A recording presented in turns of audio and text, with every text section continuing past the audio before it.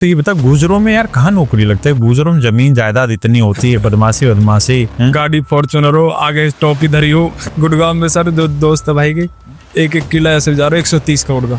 तो हमेशा ही एक आंसर है और एक आंसर ही रहेगा। अरे थैंक आगे से सर हालात ना बस वहाँ होते ना जी, बस में बैठे बैठे सोचा मुँह तो काम नहीं चले, वो जाकर भैया पाटा सिक्योरिटी गार्ड लगवा दिया। फिर अगले दिन तक किताब उठा ली थी। 2023 में मैथ तो स्टार्ट करा था। उसके बाद आपका लाइव बैच आया था सुपर 100, जब वो लिया था मैंने। मैथ में तो कोई दिक्कत नहीं है, कर सके है, कोई भी कर सके है, जो फॉर्म फिल कर सके है वो सिलेक्शन ले सके। ये बढ़िया नारा दे दिया, जो फॉर्म फिल कर सका वो सिलेक्शन भी ले सके। देख का रिजल्ट आ गया, टेलीग्राम खोलते देख का डिप्पी हो गई 2026। फिर मेरे तो हाथ काँप गए थे, मम्मी तो तत्यान भी आवाज काँप थी मेरी तो। मेरे भी पहली बार रूंगटा खड़े हो गए थे। कुरान शरीफ में अगर आपने कुछ पढ़ा है और उससे आप कुछ ऐसी चीज बता पाए हम सबको। सर मतलब भाग्य सबका लिखा हुआ है ऑलरेडी, उसी हिसाब से उस पर विश्वास रखना चाहिए। मतलब मैं अकेला ही था जो सरकारी नौकरी लगाऊं अपने परिवार में। खुशी का माहौल आ गया था। एक भाई ने तो रूह गोदी में उठा लिया था बिल्कुल। आपकी कौन सी ऐसी खूबी रही कि मतलब सबसे पहले अटेम्प्ट में दोनों चीजें क्लियर हो गई? तो मैंने सोचा एनसीसी करते हैं भाई, एनसीसी मैंने जाके नाम लिखवा दिया टेबल पे। तो उन्होंने नाम लिख दिया, उन्होंने बोल दिया कल दाढ़ी काट के आना। तो मैंने बोल दिया नाम काट दो। सर बास्केटबॉल में सर स्कोप ना सर बहुत कम है। अच्छा, जिसने इंडिया को रिप्रेजेंट कर दिया उसकी भी हिम्मत एमटीएस तक की है। हाँ सर। पेपर में जाके सबसे पहले मैं ये लिखता था ABCD 1 2 3। एक दिन वहाँ का जो इन्विजिलेटर था उसने पकड़ लिया और सीट वापस ले गया। वो कह रहा ऐसे नहीं लिख सकते। बच्चों को कहीं ना कहीं इतना जागरूक जरूर बनाइए, इतना जिम्मेदार भी जरूर बनाइए कि वो कितना भी बहक लें इधर उधर, लेकिन एक वक्त के बाद वापसी घर की तरफ लौटें, वापसी अपने कैरियर की तरफ लौटें और सजग रहें। मेरे प्यारे बच्चों, आप सभी को नमस्कार। क्या हाल है आप सभी का? ये जो इंटरव्यू आप देख रहे हैं ये थोड़ा सा ट्रेन से हटके है। इन कुर्सियों की जगह आप सीधे सीधे खड़े हैं। कारण क्या है कि फोर्स में हमेशा ही खड़े रहना है और इरादे भी मजबूत रखने हैं। तो ये सारे बच्चे जो आपके सामने खड़े हुए हैं, ये सारे के सारे इंक्लूडिंग मी, वो बहुत मजबूत लोग हैं, फिजिकली बहुत फिट लोग हैं। इन सब बच्चों का सिलेक्शन हुआ है इस बार SSC CPO 2024 में। तो मेरे प्यारे बच्चों, आप सभी का स्वागत है। आज इन सारे बच्चों से बात करेंगे। तो भाई एक एक करके अपना इंट्रो दो, पहले आप ही दो। सर मेरा नाम अजय तैलान है और मैं दिचाऊ कलाना जगत से हूँ। अब की बार CPO में दिल्ली पुलिस SI मिली है, रैंक 26 है मेरी। हाँ, इस भाई की रैंक है अजय तैलान की 26वीं रैंक है और दिल्ली पुलिस सब इंस्पेक्टर मिला है। सर मेरा नाम आकाश है। सर मैं बागपत से हूँ, मैं रहता दिल्ली में ही हूँ अभी। और आपको CSM? मेरे को CSM मिली। मेरा नाम गौरव कुमार है, मैं दिल्ली से ही हूँ और मेरी DBSI मिली और रैंक 663 है, 600 दिल्ली पुलिस सब इंस्पेक्टर। और इससे पहले भी वर्किंग थे ना? यस सर, CGL में। CGL 2024 में कहाँ पे? Andhra Pradesh sir. Postal assistant, post sorting assistant. अच्छा, पोस्टल शॉर्टिंग असिस्टेंट। नहीं सर, दो होती हैं। पोस्टल असिस्टेंट पोस्ट ऑफिस में रहती है, शॉर्टिंग असिस्टेंट ये रेलवे से कुछ टाई अप होता है, इनका शॉर्ट करके पोस्ट ऑफिस में भेजते हैं इनको। अच्छा, काम वही रहता है? हाँ जी हाँ जी। नहीं, शॉर्टिंग का काम रहता है। पोस्टल में तो आपको बैंक में बिठा दिया, जैसे बैंक होता है, और शॉर्टिंग असिस्टेंट में आपको शॉर्ट करना है लेटर। जैसे ट्रेन से आए, मैंने दिल्ली से यहाँ बुक करा, वो आंध्र प्रदेश गया, आंध्र प्रदेश के कौन से पोस्ट ऑफिस में जाएगा हम देखते हैं, उन्हें स्कैन करेंगे और शॉर्ट करके भेजेंगे। अच्छा, उसको बाइफरकेट कर देते हो, ये इधर ऐसे समझे। तो कितने दिन हो गए ज्वाइन किए? सर 3 महीने हुए थे मुझे। अभी सैलरी आई कि नहीं आई? हाँ जी, 3 महीने की आई थी। कितनी पर मंथ कितनी आ रही है अभी? 45 थी सर। 45,000। नाइस यार। इधर दे भाई माइक। ये भाई हमारा रोम रोम, क्या गुजर भाई हमारा। नमस्ते सर। रोम रोम। रोम रोम भाई। रवीन है सर। मेरा नाम साहिल खटाना है। मैं गुड़गांव से, सोना मेरी तहसील है, और मैं सर लाला खेली मेरा गांव का नाम है। गुजर समाज से आता हूँ। हाँ, ये होता है proper intro. Post CISF sub inspector. मुझे CISF सब इंस्पेक्टर मिली और मेरी रैंक 17-11 है। सर मेरा नाम मोहम्मद आसिफ है। तो मैं डी भरतपुर राजस्थान से हूँ। मेरा गांव का नाम कावान के पास है।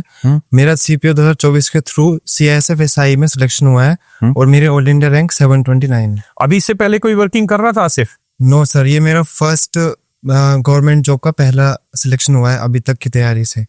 तो तू इन बच्चों को कुछ बोलना चाहे उर्दू में? उर्दू थोड़ी बहुत तो आती होगी।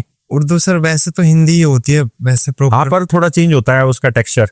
हाँ, इतना प्रॉपर नहीं आती सर। अच्छा, इतनी प्रॉपर नहीं आती? क्या बात है, तुम उस मस्जिद में नहीं पढ़े क्या? मस्जिद में पढ़ा हूँ सर। वो अरबी भाषा होती है, नमाज अरबी में होती है, उर्दू अलग होती है। तो कौन सी क्लास तक मस्जिद में पढ़े थे? सर मदरसे में नहीं पढ़ा, मैं कुरान पढ़ा हूँ। मदरसे वो शब्द नहीं मिला था। मदरसे में नहीं पढ़ा मैं, बस सर मेरी स्कूलिंग अच्छा, स्कूलिंग में पढ़ाई हुई है। मदरसे में तो वो अरबी सिखाते हैं। हाँ सर, वो मैं जब ग्रेजुएशन में था ना, तब मैंने कुरान पढ़ना सीखा था।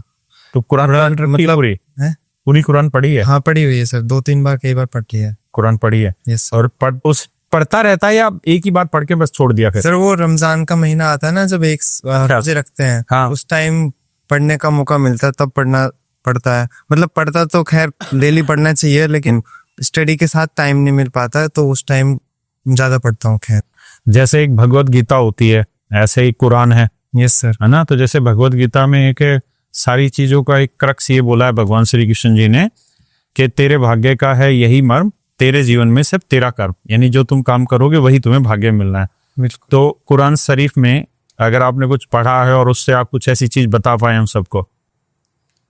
सर वही है कि किस्मत पे तो मतलब भाग्य पे विश्वास रखना चाहिए। जो भी होता है अल्लाह की तरफ से होता है, जो लिखा होता है अल्लाह की तरफ से होता है या अल्लाह ताला की तरफ से होता है? अल्लाह ताला वो बोलते हैं।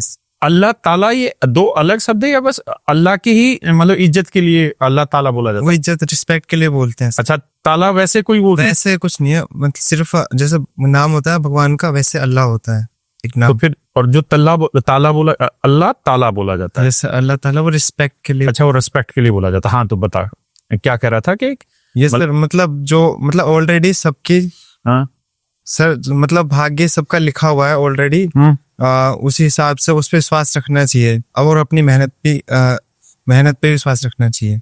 अच्छा, कर्म पे विश्वास रखना चाहिए। Yes sir. नाइस। तो और कोई चीज कुरान में जो पढ़ी हो जो आप बता पाओ यहाँ? सर वैसे उसका ट्रांसलेशन तो मतलब मैंने पढ़ा नहीं है, वैसे सीखा बहुत कुछ है। अच्छा, सीखा बहुत कुछ है, जीवन में उसका पालन किया है। हाँ।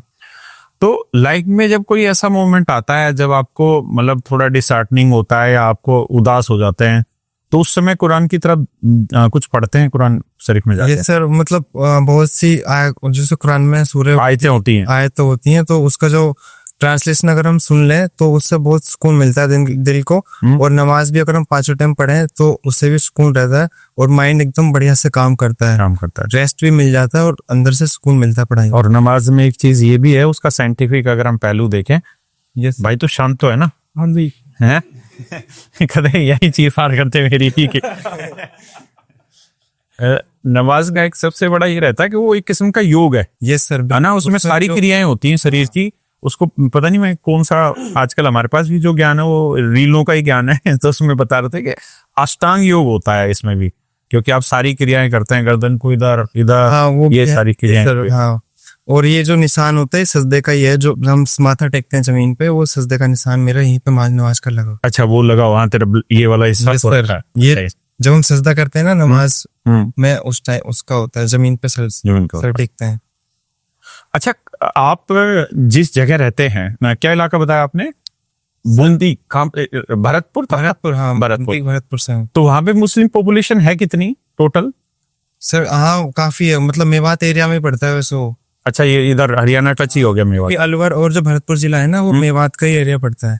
अच्छा, मेन डिस्ट्रिक्ट तो हरियाणा का, मेन डिस्ट्रिक्ट वही है। तो आपको कभी ऐसा महसूस हुआ या कभी यार दोस्तों ने कुछ ऐसा मतलब धर्म के नाम पे कभी टोंटिंग कसी हो, या तुमने कभी किसी दूसरे को टोंटिंग कसी हो? नहीं मेरा साथ ऐसा कुछ एक्सपीरियंस नहीं रहा मेरे से। जब मेरा कॉलेज में था ना, मैं अकेला मुस्लिम था मतलब, लेकिन किसी ने ऐसा कुछ टोंट नहीं किया, ना मैंने किसी को किया। सब अच्छे से बात करते थे और बढ़िया से और ये चीज है भी मजेदार। और मैं अभी हम श्रीनगर गए थे। Yes sir. तो श्रीनगर हमारा सेमिनार था, तो उसमें सारे ही मुस्लिम बच्चे थे। तो मतलब मैं उनसे बात कर रहा था। कई बार क्या होता है कि जब हम जैसे हम जहाँ पढ़े वहाँ मुस्लिम बच्चे नहीं थे, तो हमारी मुस्लिम बच्चों के लिए ना एक अलग से सोच बन जाती किसी तरीके की, है ना? तो जब अब धीरे धीरे जैसे हम बच्चों से जुड़े हैं, तो हम जान रहे हैं कि यार जैसे हम हैं वैसे ये बच्चे हैं, है ना? और जैसे जैसे मुझे लगता है एजुकेशन बढ़ती जाएगी, वैसे वैसे ये एकता और अच्छी होती चली जाएगी, और जो थोड़ी बहुत दिक्कतें हैं वो दूर हो जाएंगी। तो मैं वहाँ बच्चों का, श्रीनगर में बच्चों का सेमिनार ले रहा था। तो मतलब मैंने अपने जीवन में इतनी पॉजिटिविटी उन बच्चों में देखी कि उन बच्चों के पास रिसोर्सेज बहुत कम है, क्योंकि आपको भी पता है वहाँ की सिचुएशन, एक तो दूरदर्श क्षेत्र है, है ना, एक पहाड़ के ऊपर छोटा सा 10-5 गांव घरों का एक गांव बना हुआ है। यस इंटरनेट फैसिलिटी अब जाके मोदी सरकार ने वहां सारी व्यवस्थाएं पहुंचाई हुई हैं। तो फिर भी उन बच्चों में इतना पेशेंस है कि वो मेहनत करने में लगे हुए हैं। और सर। उनमें वो, मैं उनके साथ जैसे 3-4 दिन वहां पे रहा तो मुझे उनके अंदर एक बार भी 1% भी वो मतलब वो भावना नजर नहीं आई कहीं से कहीं तक भी। तो वो एक बहुत अच्छी चीज है और मुझे लगता है जैसे जैसे एजुकेशन बढ़ेगी ये चीज और अच्छी होती चली जाएगी। बिल्कुल सर। तो मोहम्मद आसिफ जी हम्म। बोलते क्या है? वालेकुम सलाम या सलाम आलेकुम? अस्सलाम वालेकुम। अस्सलाम आलेकुम। वालेकुम। अस्सलाम वालेकुम। अस्सलामु अस्सलामु और अलैकुम। अच्छा, अस्सलामु अलैकुम। हाँ। तो अब जवाब तो दे, मैंने बोल दिया अस्सलामु अलैकुम। वालेकुम अस्सलाम। वालेकुम अस्सलाम। Yes, ऐसे यार, तो का मतलब होता है आप पे सलामती हो। आप पे सलामत हो, आप सलामत रहें, खुश सेफ रहें रहें और आप हर बुराई से बचें। बचें। नाइस यार। तो पठान हो कि कैसे हो आप लोग? मुस्लिम में भी वो रहता है ना? मेव कास्ट है मेरी, मेव जो मेवाती में अच्छा, मेवात क्षेत्रीय हुआ है। अच्छा, आप लोगों को पठानी सूट नहीं पहनते? पहन सकते हैं, ऐसा कोई जरूरी नहीं है, लेकिन पहनते हो। पहाड़ गोत्र है मेरी, पहाड़। कौन सा? पहाड़ में। पहाड़ उतरो। नाइस यार। तो आसिफ भाई, आपकी तैयारी के बारे में कुछ बताओ। सर मेरा स्ट्रगल काफी बहुत वैसा रहा है। मैंने तैयारी 2022 से शुरू करी थी अपनी। शुरू में तो मैं ऑफलाइन ही पढ़ा था, एक बदरपुर में, और लोकल कोचिंग था एस इन्फिनिटी करके। एस इन्फिनिटी करके? अच्छा। तो 4-5 महीने वहां पे पढ़ा था, तो वहां से मेरे को थोड़ा माहौल मिल गया था पढ़ने का। स्टार्टिंग में मतलब सरकारी नौकरी का कुछ आइडिया नहीं था कि कैसे क्या तैयारी रहती है, क्योंकि सिर्फ मेरा अब्बा जो है ना ऐसा ही दिल्ली पुलिस में है। अच्छा, दिल्ली पुलिस में सब इंस्पेक्टर हैं? सब इंस्पेक्टर हैं दिल्ली पुलिस में, हबीब मोहम्मद नाम है उनका। तो वो मतलब जब तो कांस्टेबल लगे थे, अब प्रमोशन से सब इंस्पेक्टर हो गया। बाकी मेरे गांव में या फिर हमारे परिवार में किसी ने भी मतलब तैयारी तो की थी, बड़े भाई वगैरह ने, लेकिन कोई लगा नहीं प्रॉपर। और अब जब मैं अपनी एज पे तैयारी कर रहा हूँ तो इस टाइम मेरे साथ कोई नहीं था तैयारी करने वाला, और मुझे अच्छे से गाइडेंस भी नहीं थी। तो वो चक्कर हुआ, इसलिए मैं ऑफलाइन मतलब बैच वो ले लिया और 4-5 महीने वहां पे स्टार्टिंग तैयारी खराब कर लिया। और मतलब हाँ की मतलब हाँ थोड़ा नहीं, खराब नहीं कर लिया, बढ़िया ही हुआ होगा। है मेरा सब रेस मिल जाता है ना कि हाँ पढ़ने का माहौल मिल जाता है। तो मतलब रीजनिंग थोड़ा सीखा और वैसे ही इंग्लिश मतलब उसमें मेरा जब मेरा अक्टूबर में आया था, अक्टूबर में प्री था, अक्टूबर नवंबर में सीपीओ का और सीजीएल का। सीजीएल का दिसंबर में था, तो उतनी तैयारी में मेरा उस टाइम लेवल पे गिरा हुआ था थोड़ा उसका एग्जाम का, तो ऐसी मजे में मेरा क्लियर हो गया था उतनी की तैयारी में। सीपीओ भी क्लियर हो गया था और सीजीएल भी, और नंबर काफी कम थे, 130-135 ही था पूरी। तो फिर मेरा सीपीओ भी लास्ट में मेडिकल तक पहुंच गया था, क्लियर हो गया था, और फिर लेकिन फाइनल मेरिट में मैं आउट हो गया। सीपीओ 2022 में। अच्छा, सीपीओ 2022 में। सीपीओ 2022 मेरा जब फाइनल मेरिट आउट हो गया था, और सीजीएल का भी मैं मेंस में आउट हो गया था। ठीक है। प्री तो क्लियर हो गया था, और फिर 23 में मैंने जब दोबारा अटेम्प्ट दिया, 23 में मेरा सीजीएल 2023 दिया, जब सबसे हार्डेस्ट शिफ्ट आई थी मेरी 26 जुलाई की, उसमें भी मैं आउट हो गया था सर। मतलब मेरा रो स्कोर 116 था और 150 कट ऑफ लगी थी, तो नॉर्मलाइज इतना खास हुआ नहीं। तो मेरा उसमें सीजीएल प्री आउट हुआ, और सीपीओ जब मैंने दिया, सीपीओ प्री भी क्लियर हो गया था, लेकिन फिजिकल में आउट हो गया था इसमें 2023 वाले में। तो 2023 वाला जब फेज था ना सर, अब सीजीएल और सीपीओ पहले तो क्लियर हो गया था फर्स्ट अटेम्प्ट में, सेकंड अटेम्प्ट में क्लियर नहीं हुआ। और फिर दिल्ली पुलिस का भी कांस्टेबल का भी भर रखा था मैंने, उसका भी नवंबर में मेरा फिजिकल था, उसमें भी मैं 6:10 में मेरी टाइमिंग आई थी रोड में, उसमें भी आउट हो गया था। तो वो मतलब 2023 वाला ईयर थोड़ा ऐसा रहा कि मतलब तैयारी कैसे करूं, क्या कमी रहेगी ऐसी, क्या तैयारी पहले तो सही चल रही थी, लेकिन अंदर से थोड़ा था कि हाँ अभी कुछ कमी है, अभी इम्प्रूवमेंट करना है। तो फिर मैंने प्रॉपर फिर जब 2023 का जब चल रहा था ईयर, तो यूट्यूब पे थोड़ा बहुत देख लेता था, और कैरियर व्हील के बारे में उसी से पता चला था, और आपसे भी पढ़ा था मैं परसेंटेज और वो वीडियोस देख के ना, फिर आपके बारे में पता चला, और आपका फिर कैरियर व्हील ऐप के बारे में पता चला। फिर यहाँ से मैंने 2022 में आपको पता ही नहीं चला कैरियर व्हील का? हाँ मतलब 22 में मतलब मेंस जो था ना, सीपीओ 2022 का मेंस दिया था, तब मैंने जयदीप सर से इंग्लिश पढ़ी थी। अच्छा, तब कैरियर व्हील का पता चला? 22 में पता चल गया था, लेकिन एग्जाम ऐसे आ जाते हैं ना, तो प्रॉपर तैयारी नहीं हो पाती है। एक सिलेबस कंप्लीट करने के लिए चाहिए कि 5-6 महीने तुम्हारे पास फ्री हो, कोई एग्जाम ना आए और प्रॉपर बीच में कुछ दिक्कत ना आए। तो वो जब मेरा ऐसा 2023 का जब आउट हो गया था, तो जून 2024 में जब पेपर स्टार्ट होने वाले थे, तो 5-6 महीने मेरे को मिल गए थे। फिर मैंने प्रॉपर स्टार्ट करी थी 2024 में जनवरी से। अच्छा। हाँ, तो जो मैंने 2022 वाला जयदीप सर का बैच ले रखा था, मतलब प्रॉपर स्टडी मेरी 2024 में स्टार्ट हुई थी। अच्छा। 2024 में मेरा अच्छा रिजल्ट रहा। फिर सीजीएल और सी मतलब फिर मैंने सारे एग्जाम दिए 2024 में, सिलेक्ट पोस्ट के भी दिए, सीएचएसएल के भी दिए और सीजीएल के भी और सीपीओ के भी। सब में मेरे 160 प्लस ही रहा था प्लस। सीजीएल में फिर मेरे प्री में अच्छा स्कोर था इस बार। सीजीएल 2024 में अच्छा स्कोर था। अभी क्या स्कोर है प्रीलिम्स में? सीपीओ में सीजीएल में 2025 वाले में दिया है कि नहीं? 2000, हाँ इसमें थोड़ा कम रह गया क्योंकि लगभग कितना इस बार चेंज हो गया था ना। हाँ 136.5 है रोहित। अच्छा, इस बार सीजीएल में क्या चेंज लगा आपको? सर वो पैटर्न में थोड़ा दिक्कत हो गई है। जैसे कि स्टेटमेंट बेस्ड क्वेश्चन ज्यादा हो गए थे जीके में, जीके जीएस में, और थोड़ा मैथ में अलग टाइप के लेवल के पूछ लिए जो प्रीवियस ईयर पे नहीं थे, थोड़ा वैसे पूछ लिया था। और रीजनिंग में भी थोड़े जो बैंकिंग लेवल का होता है ना स्टेटमेंट के, और वो उसके पूछ लिए थे, उससे थोड़ी दिक्कत हो गई थी। और दो हार्ड शिफ्ट भी थी मेरी, सेकंड हार्डेस्ट शिफ्ट इस बार। और नंबर कितने थे? 136.5 हाँ, फिर तो आई जाएगा। क्लियर हो जाएगा। मेंस के अब करूंगा कोशिश ट्रेनिंग टाइम पे वहां पे जितना मिलेगा। नहीं सर। तो अब बात करते हैं भाई साहिल खटाना से। तो ये बता, गुजरों में यार कहाँ नौकरी लगता है? गुजरों में जमीन जायदाद इतनी होती है, बदमाशी है, कहाँ ये ब्लैक कमांडो बन के घूम रहा है? सर यूनिफॉर्म का भी शौक होता है सर। यूनिफॉर्म का शौक होता है? यूनिफॉर्म का शौक होता है। गाड़ी फॉर्च्यूनर हो, आगे टोपी धरी हो। देखो गुजरों में ये चीज है, इनका शौक थार का नहीं है और उसका स्कॉर्पियो का नहीं है, सीधा फॉर्च्यूनर का। फॉर्च्यूनर पता कितने की आ रही? 50 लाख की।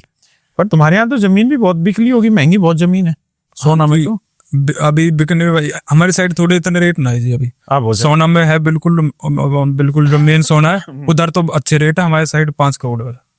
मतलब 5 करोड़ कम रेट है तुम्हारे यहाँ सर? 5 करोड़ में हमारा पूरा गांव बिकल है, इतनी है। गुड़गांव में सर जो दोस्त है भाई के, एक किला ऐसे जा रहा है 130 करोड़ का। देखो मेन गुड़गांव में तो जाते ही जाते हैं, गुजरिए वो भी। अब उनके इतने मजे आ गए, हमारे इतने नए। नहीं तो ये फर्क होता है आप जहाँ रहते हैं वहां के ओरे का, है ना। अगर जिसके यहाँ जमीन के पर एकड़ का रेट होगा 20 लाख 30 लाख, वो बेचारा सोचेगा कि मैं एल्टो लेके आऊंगा, एल्टो के मजे अलग हैं। जिसके यहाँ 50-60 लाख का रेट होगा वो स्कॉर्पियो सोचेगा। भाई के यहाँ 5 करोड़ का रेट है एकड़ का, तो ये फॉर्च्यूनर का सोच रहा है। तो फिर तूने फॉर्च्यूनर खरीदी क्यों नहीं? किला विला बेच के तैयारी में क्यों लग गया? सर जब महंगे होंगे अभी। कब बता तैयारी क्या, कब से क्या की स्टार्ट? सर मैं आपसे पढ़ाऊँ सर, 2020 वाला बैच था मेरा और मैं उधर ही मैथ पढ़ी थी। आप उसमें बतरा होला सबसे बड़ा वाला, उधर ही पढ़ा देते हम। मौका तो बहुत कम मिला था आगे बैठने का। पर पीछे बैठ के हम लड़कियों को बैठने देते थे। उनके पीछे बैठ जाते थे हम।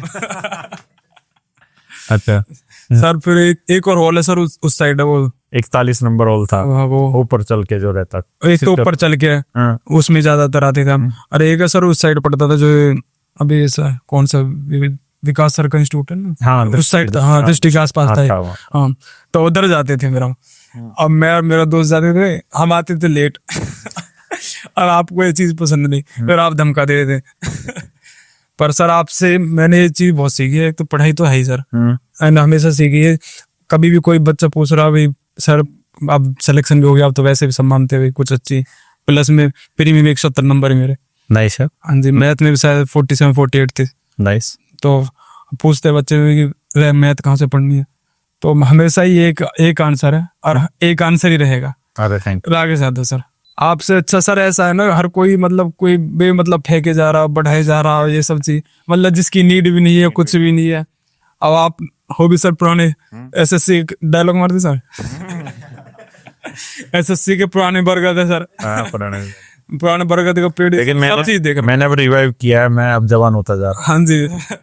और सर एक चीज बहुत अच्छी लगी सर, आपकी सिंपलिसिटी। सर क्लास लेते थे, अब सबको पता है सर क्या ही पैसे है सर के पास। सर जूस मंगाते थे, गन्ने का जूस। और हम बैठे बैठे सारे बच्चे देखे भाई सर के पास कितने पैसे है, देख जूस पी रहे गन्ने का। तो सर सिंपलिसिटी सर बहुत सीखी है सर आपसे।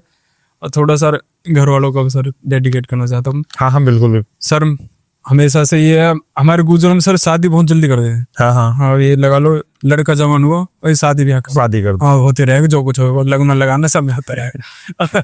हमारे मेरे पिताजी है सर आर्मी में थे। अच्छा, हाँ जी, आर्मी में थे और फिर थोड़ी सी अच्छे भी थे। तो बेल्ट वेल्ट से मसाज होती थी कभी नहीं? आई वही बता रहा हूँ सर, आर्मी में थे, अच्छे भी थे। हाँ। नहीं तो आर्मी वाले थोड़ा उल्टा हो जाते आके। तो हमेशा से उनका मतलब ये रहा, मेरा आज तक कभी हाथ उठाना दूर, कभी छुए भी नहीं हम मारने के तौर पे। और न शैतानी तो गुजर के बालक न करेंगे और करिए। हाँ। पर कभी हमारे पापा ने ये सब चीज इसी तौर पे देखी कि बच्चे हैं, एक टाइम बाद सुधर जाएंगे और अच्छा करेंगे। और वो टाइम ही हमने जब आगे से ये चीज देखी, हमारे पापा इतनी रिस्पेक्ट कर रहे हैं यार, हमें इतने कुछ है। और मतलब गांव में है सर, हमारे पापा की ये रिस्पेक्ट है, मतलब उनसे हमारा नाम लिया जाता है हमेशा। मतलब पूरे गांव में कोई भी एक सतबीर नाम है, हमेशा ये कहेंगे सतबीर जैसा कोई नहीं है, कोई नहीं। हर तरीका से हर जगह खड़े रहना, हमें सच के साथ रहना, सच बोलना, बेशक किसी को कड़वा लगे कुछ भी लगे। अब इस टाइम बैंक में कैशियर है। अच्छा, वहां से रिटायर हो गए। हाँ, 2012 में आ गई थी। समझ गए। बैंक में कैशियर है। और ये हर पेरेंट्स के लिए भी एक अच्छी चीज है, समझनी चाहिए हम जैसों को भी, जिनके बच्चे बड़े बड़े हो रहे हैं, कि बच्चों को थोड़ा मौका देना चाहिए। बच्चे बिगड़ते भी हैं, शैतानी भी करते हैं, उनका दौर है। अगर वो नहीं करेंगे तो फिर करेगा कौन इस उम्र में। लेकिन ये है कि आप इतना जरूर बच्चों का ध्यान रखिए कि वो एक वक्त के बाद उनके अंदर आपके संस्कार कहीं ना कहीं धीरे धीरे छलकें। दूसरी, बच्चों को कहीं ना कहीं इतना जागरूक जरूर बनाइए, इतना जिम्मेदार भी जरूर बनाइए कि वो कितना भी बहक लें इधर उधर, लेकिन एक वक्त के बाद वापसी घर की तरफ लौटें, वापसी अपने कैरियर की तरफ लौटें और सजग रहें। एक गलती आज के समय में पेरेंट्स की बहुत हो रही है, खासकर हम देख रहे हैं इस चीज को, कि बच्चे को हर दिन टोका टोकी वो मत करिए। आप रोज रोज टोका टाकी करते रहेंगे तो हमारे गांव में कहते बोले रेबला बना दिया छोरा पीट के। वो नहीं होना चाहिए। और ये बहुत जरूरी है कि बच्चों पे हाथ ना उठाया। ये चीज होती है सर। अब जो माँ बाप अपने बच्चे ने बहुत बुरी तरह मारे, शायद उस टाइम वो शांत थे, पर अब वो दुगुना बिगड़ चुके हैं, दुगुना बिगड़। उस टाइम तो वो शांत थे, बिल्कुल सुन ली अपने माँ बाप की। अब बड़े भी हो चुके हैं, माँ बाप की हिम्मत न हो कुछ कहने की। हाँ, माँ मारती है, वो चलता है, बाप नहीं मारने चाहिए। एक टाइम बाद फिर बच्चे बड़े होते, कोई नहीं मारता, उल्टा। और मतलब ये होता, उस टाइम वो सीधे थे, अब बिगड़ गए। सब चीज का एक बिल्कुल टाइम है, और वो हमारे पापा ने बखुद ही हमें दिखाया। और प्लस में जब उन्हें हम देखते थे भाई इतने हर कोई उनकी रिस्पेक्ट कर रहा है, सब चीज हमारे भीतर फिर अपना वो चीज झलकती थी। बेशक टाइम लगा उस चीज में, पर उनके लिए उनके मन में उनके लिए जो इज्जत थी हमेशा बढ़ती गई। और एक टाइम बाद जब समझ आती है चीजें, तो अपना आप आदमी फिर तो सब चीज का रिवर्स ऑर्डर तो चालू होता है, समझ में आनी शुरू होती है। एक टाइम सर ऐसा था सर, किधर ही नंबर ही नहीं आ रहा था। अच्छा, वही दौर बता कब की बात है? ये 2020 के बाद की बात है सर। बैच तो अच्छी तरीका से कर ली, पर रिवाइज नहीं करा कभी। रिवाइज नहीं करा, मतलब ये था कि क्लास में इतना बढ़िया समझ ना आता था, तो रिवाइज क्यों करना। अब पर सारी कमी तो ये, रिवाइज जब तक ना करोगे, जब तक चीजें आपकी अच्छी चीजें नहीं दिखेंगी आगे, वो आपकी अपनी खुद की होगी नहीं, रिजल्ट आपको दिखेगा नहीं। बस समझ में था कि कंसेप्ट भी है, पर आपने रिवाइज नहीं होगा, कंसेप्ट तो आप अप्लाई कर ही नहीं पाओगे। तो यही था, फिर कभी इतनी रिवाइज प्रैक्टिस करी नहीं, तो प्री नहीं हो रहा। अब प्री में सुन रहे हैं, उस टाइम कट हो जाती शायद 150 और इतनी जानी। हाँ, तो ये लग रहा था यार हमारे 100 नंबर भी ना रहे, 150 अगर प्री कट ऑफ क्लियर कर भी ली, फिर मेंस न होएगा, तो मतलब एक मन में हो गया, तो मतलब शायद नहीं बनेगी बात, कभी नहीं बनेगी बात। फिर जब मैं ये चीज सोचने वाला, लास्ट मैंने प्री दिया था, मैंने इसके बाद मैं स्विच कर रहा हूँ बैंक पे स्विच कर रहा हूँ।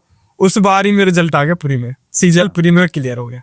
फिर बाहर में जाए बैंक, दोबारा एसएससी है और सब कुछ है। फिर एसएससी तरफ ही रहे, फिर सब कुछ है। हमेशा मैथ में हमेशा अच्छा रहा, इसलिए हमेशा वो सर और जर्नी थी स्पीड बढ़ने की, कंसेप्ट की तो हमेशा सर से ही थी। फिर स्पीड बढ़ने की जर्नी मॉक से थे। और इससे पहले सर, इसमें जब ये सब चीज चल रही थी, कुछ नहीं हो रहा ना, तो एक पर्सन होता आपकी लाइफ में कि मतलब आपको कभी ये नहीं करने देगा, मतलब हमेशा आपको सपोर्ट रहेगा, मोटिवेट कर जाएगा। हाँ जी, सपोर्ट कर जाएगा हर कोई। मतलब अब कोई कुछ नहीं कर रहा, कोई भी भाई है मेरा, हमें देखे कुछ भी इसका प्री नहीं हो रहा, कुछ नहीं हो रहा, ये नहीं हो रहा, हर कोई मतलब उम्मीद छोड़ देता है, सच में नहीं होगा इससे। पर एक मम्मी थी माँ में, अब कैसी लगा लो, माँ का प्यार होता है, मुझे भी लगा लो, मुझे हमेशा वो चीज याद रही है। हर कोई ये सोच रहा था मतलब कहीं लग जाए, नो भी लगा तो मतलब छोटी मोटी पकड़ ले कांस्टेबल तो बहुत है, पर वो कहती थी मेरा बेटा कराएगा, वो बढ़िया कराएगा। नहीं, कईयों का सिक्स सेंस बहुत अच्छा होता है, खासकर माँ का सिक्स सेंस ज्यादा अच्छा होता है। हाँ। अब जब इस टाइम पे, इसलिए माँ की वो लाइन वो हमेशा याद है, हम तक भी याद है। अब मैं इस मोमेंट का वेट कर रहा था, कहीं अच्छी जगह आके ही बताऊं कि मैंने क्या चीज मेरे अंदर रही हमेशा, क्या अंदर रही हमेशा, और क्या मैं हमेशा तैयारी न छोड़ पाया, मेहनत करता रहा। उस टाइम पे आप सब कोई लो फील करवा रहा है, एक आपके साथ खड़ा हो तो सच में लगती चीज, फिर बड़ी चीज लगती है। हाँ जी। और इस बच्चे की बात सुन के एक चीज तो हर कोई अपने आप से कनेक्ट ये भी कर सकता है कि बीच में एक फेज तो ऐसा आता है जहां आपको लगातार फेल्योर मिलता है ना, और वो लगभग हर किसी को मिला होता है। कोई एक आध किस्मत वाला बच्चा ऐसा होता है जो तुरंत आता है और निकल के भाग जाता है आगे, अदरवाइज हर किसी को एक बार बीच में लटकना पड़ता है। जो इस बच्चे ने एक बात कही कि वो स्कोर 100 से ऊपर जा ही नहीं रहा था और मेरिट जा रही थी 150, तो लगता था यार हमारा होगा भी कि नहीं होगा। लेकिन बस वही पॉइंट पकड़ने का है कि हमारी कमी क्या है, उसको ढूंढ लो, उसको सुधार कर लो और थोड़ा सा टाइम लगा के चलो, तो वो वक्त सभी में आता है। एक दिन कोई नहीं भागता, धीरे धीरे करके आगे चलते चले जाते हैं। साहिल, और इसमें सर एक और पर्सन है सर, मेरी अब उससे शादी होगी, रिश्ता हो चुका है मेरा। पहले उसी का बता। बच्चे यही कहेंगे अरे माँ बाप का तो हम सबको पता, तो उसका बता। तो सर उसका भी था कि बस उसे भी करके दिखाना है। अपने हमारी लाइफ में हर किसी के लिए रहता है मुझे इसके सामने कुछ करके दिखाना है, इसके सामने कुछ माँ बाप के सामने करके दिखाना, प्लस में उसके लिए मुझे भी था कि इसके लिए भी करना है। नहीं, इसके लिए बहुत जरूरी है। ये जो इसने सोच बताई, ये इस एज में हर किसी को आता है ना, मुझको भी कभी आया होगा, इनको भी आया है, सबको आया, आने वाली जनरेशन को भी ये होगा। ये प्यार शब्द कोई बुरा नहीं, अच्छा शब्द है, लेकिन कुछ लोग इसे ताकत की तरह ले लेते हैं, कुछ इसे सीढ़ी पागल की तरह, ऐसे कमजोरी की तरह ले लेते हैं। जैसे इस बच्चे ने एक साथ बहुत अच्छा बोला कि मुझे उसको कुछ करके दिखाना था, मुझे उसको कुछ करके दिखाना था, तो वो चीज आपको एनर्जी भी देती चली गई। और एक आप उसके पीछे इतने पागल हो जाएं कि खुद कुछ करें ही ना, तो ये चीजें जरूरी अगर होती हैं लाइफ में, स्वाभाविक है, लेकिन उसको अपनी ताकत बनाओ, कमजोरी नहीं। और कुछ कहना चाहता हूँ? एक ही है, कोई और भी है? एक ही है और एक ही रहेगी। हाँ ठीक है। तो सगाई तेरी इस सिलेक्शन के बाद हुई, पहले हो गई थी? सिलेक्शन से पहले हुई थी। बेरोजगार से कैसे मान गई भाई? वो ऐसे मान गई सर, वो भाभी की बहन है। अच्छा, वो भाभी की बहन है, चाचा की लड़की है उनकी। और प्लस में सर मेरे सर 22 से अच्छे स्कोर आने शुरू हो गए थे। 22 में सबको दिख रहा था कि बच्चा अच्छा कर रहा है, तो आगे निकल जाएगा। मेरे सीपीयू में मतलब ये लगा लो फिजिकल की वजह से रहेगा, पिछली वे भी 170 थे। इस गुजरों के बालक फिजिकल में कैसे रह गए? फिजिकल में सर एक बस भय को भूत लगा लो, कैसे लगा लो। उधर जाके सर दौड़ तो मैंने कभी लगवा लो, आज लगवा लो, अभी करवा लो, पर उस लॉन्ग जंप में दिक्कत आ गई। लॉन्ग जंप सर लाइन की होती है, और वो लाइन का ऐसा लगा लो एक बार पाम आ गया, फिर हर बार मुझे लाइन दिख रही थी वो। अब वो लाइन एक बार सर हाई जंप की वजह से, दूसरी बार भय की वजह से, और तीसरी बार अब की बार सब कुछ हो गया। मैंने होते ही सर कमांडेंट थे उनके पैर छुए सर पहली बार, क्योंकि नंबर तो अच्छे आ ही रहे थे। पिछली बार भी 170 आ रहे, इस बार भी 170 आई प्री में, और उससे पहले भी शायद मेरे 100-150 थे। अब देखो यार, वो वक्त जब 100 नंबर पे टके पड़े थे और अब 170 आ रहे हैं। हाँ, है ना, वक्त बदला। हाँ जी यही था। फिर ये लगने लगी थी अब तो मतलब कुछ ना कुछ खा के मरेंगे। तो अविनाश सर का एक डायलॉग है, वक्त बदलता है, वक्त समय सारा जहां अपना। हाँ, सारा जहां अपना होगा, वक्त बदला। बड़ी अच्छी लाइन उन्होंने बोली, उनकी टैगलाइन है। थैंक यू यार साहिब, तब तक तो तू तीनों पॉइंट सोचते रहो। तो भाई अब हम बात करते हैं किससे? अजय तहलान जी से। और ये अपने डिचाऊ के हैं, नजफगढ़ में। आपने गांव सुना होगा, ना सुना हो तो यूट्यूब सर्च करना, आपको बंदूकों की आवाजों से दुनिया भर के वीडियो मिलेगी। तो डिचाऊ कला गांव से हैं अजय तहलान जी, और इनकी रैंक है 26, और अभी इनका दिल्ली पुलिस में सिलेक्शन हुआ। तो तहलान जी बताओ, तहलान तो जाटों का ही गोत हुआ ना? हाँ जाटा। तो डिचाऊ में सभी का तहलान ही गोत है मैक्सिमम? ना सर, एक का गली है, ज्यादा तो शौकीन है। हाँ, मैं इसीलिए पूछ रहा था। हाँ, तो अजय कब क्या तैयारी करनी स्टार्ट की, जर्नी बता। जर्नी तो सर ये रही कि 8th क्लास तक तो बढ़िया स्कूलिंग हुई थी प्राइवेट में। हाँ, प्राइवेट में। हाँ। फिर 9th 10th में सर्वोदय में एडमिशन ले लिया स्कूल में, वो गांव वाले में। उसमें थोड़ा स्तर गिर गया अपना। सरकारी स्कूल में यही तने मजे भी हुआ, प्राइवेट में देखे ना थे। फिर 10th ठीक सी होगी, फिर एक और स्कूल चेंज करा, वो बिल्कुल मतलब नीचा स्कूल था नजफगढ़ में, नंबर 1। उसमें फिर बिल्कुल मतलब टीचर ही नहीं थी उसमें, बंक मारना सीख गया हम। फिर तो रोज बंक मारने, मॉनिटर गया अपनी पिछा, वो भी अजय तहलान था। सारी गड़ी का था आगे आओ हमारा गोती था। बात पड़ गई। फिर फोन लेके जाया करते स्कूल में, घर पे फोन मार दिया, वही परसेंट लगा दी। फिर ऐसे ऐसे करके 12th भी खत्म हो गई। 12th में नंबर कुछ ना बने, 54% नंबर बने थे। फिर अपने BA प्रोग्राम में ले लिया एडमिशन। उसके साथ साथ मुखर्जी नगर चले गए 2020 में। वहाँ भी छोटी सी कोई कोचिंग लेकर 2 महीने तो मतलब रूटीन चला था, रोजाना जाना। से ना मुखर्जी नगर रहते थे। अच्छा, रहने पीजी ले लिया। कोचिंग पर गए थे 2 महीना। फिर उसके बाद वहाँ भी जानकारी बन गई बालक बूढ़क अपने। फिर कोचिंग पे भी जाना छूट गया। फिर 6 महीने बाद आ गया कोरोना। फिर कोरोना में आए अपना घर। और ग्रेजुएशन चली रही है। हाँ, ग्रेजुएशन चल रही थी। 2020 में सेकंड ईयर था। फिर 2021 में ग्रेजुएशन होगी ऑनलाइन, वो भी ना होती। 2021 में ग्रेजुएशन होगी। हाँ, बल्कि तेरे वाली तो ग्रेजुएशन ऐसी हुई कि सभी को पास किया होगा। हाँ, मतलब ऑनलाइन पेपर हुए थे और गूगल पर सारे आंसर देख के छाप दिए थे। अच्छा, हो गए पास। फिर उसने भी 2 साल बाद 2023 में जब अपने आप अकल लगी, जब तैयारी शुरू करी। अच्छा, वो बता अकल कब लगी और अकल क्यों लगी? क्योंकि वो एक पॉइंट बहुत जरूरी है। कॉलेज में हम भी थे, कॉलेज में हमने भी ये चीज महसूस की कि जब फाइनल ईयर में आते हैं ना, फर्स्ट ईयर और सेकंड ईयर तो बड़े मजे से कटते हैं, है ना। उस समय करियर को लेके इतना टेंशन नहीं होती, क्योंकि 2-4 सारे मिलते हैं जिनमें आदमी का दिमाग खप जाता है। लेकिन जो फाइनल ईयर में आते हैं या जब फाइनल ईयर का रिजल्ट पेपर होने का टाइम होता है, तब आदमी को महसूस होता है कि अब करूं क्या या अब कहाँ जाऊं। ना सर, जाए फाइनल ईयर में भी कुछ टेंशन नहीं थी हमने तो। बस गूगल पर आंसर देख कर हमने लड़ा दिए थे। और मुखर्जी नगर में मतलब जो हमने नहीं करा था आज तक, मतलब सारे शौक पूरे हुए। एक आप BA कर ली, इतना खर्चा करवा दिया, मगर 23 साल के हो गए। फिर अगले दिन तक किताब ठा ली थी, नौकरी छोड़ दी। हाँ, फिर ना गए, एक दिन गए। फिर 2023 में मैथ स्टार्ट करा था, आपका बैच लिया। फिर रोज एक क्लास लाइव बैच लिया था मैंने अपना। रोज एक क्लास, आपकी क्लास लेगा, फिर दूसरा सब्जेक्ट पढ़े करता। उसके बाद आपके नोट्स बनाया करता मैं खुद अपने। फिर एक चैप्टर खत्म है, साथ साथ प्रैक्टिस करी। मतलब सिलेबस खत्म होते मैंने सारे चैप्टर की प्रैक्टिस भी खत्म कर दिए। हाँ, फिर मेरा CGL प्री होया था 2023 में, पहला दिया था मैंने। उसमें मेरा एक सिली मिस्टेक हो गई थी मैथ में, और मेरे 48 नंबर, मतलब अटेम्प्ट ना करा था, 48 नंबर थे मेरे। और उसमें मेरे बस इंग्लिश और जीके की वजह तक कम रह गए। उसमें 141 नंबर बने थे मेरे टोटल। 150 कट हो गई थी। पहला तो सोचता हो जाएगा, पहले आड़े में कम कट हो जा रही थी। फिर उस साल में 150 चली गई। फिर मैंने इंग्लिश और इस पर काम शुरू करा।